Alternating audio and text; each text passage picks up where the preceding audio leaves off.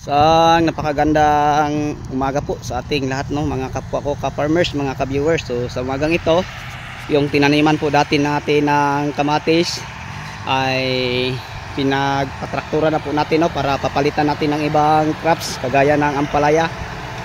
So ito po ang traktura na naglalampre para sa taniman ng talong sa katapusan ng September. Yan. So dati itong mga kapwa ko ka-farmers, mga ka-viewers, ay taniman po ito ng kamatis, yung kalahati lang. So tingnan nyo, maganda na ang kalabasan. Yan.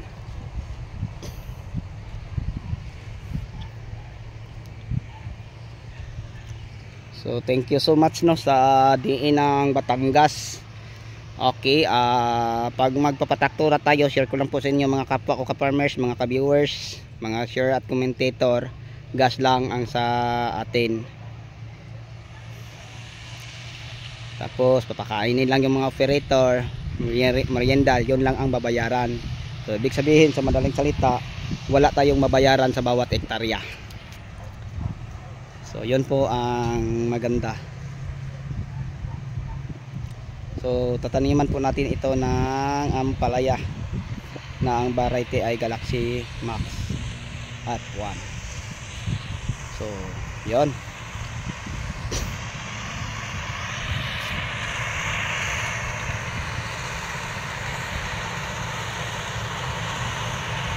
Sa gilid po ito ng taniman natin ng talong. So yung ampalaya natin, mga kapwa ko ka-farmers, na malapit na itong ma-clearing, papalitan po natin ng kamatis at saka talong.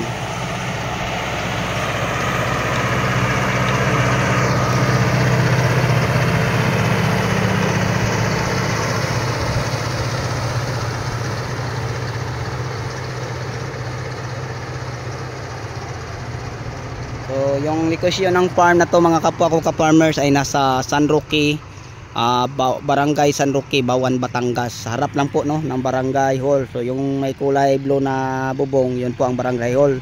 Tapos yung may kulay pula, yun po ang paaralan. So sa harap ng gate ng paaralan at saka sa harap ng Barangay Hall, doon po ang farm. So madali lang pong mapuntahan sa lahat na gustong mag-field tour sa farm na ito.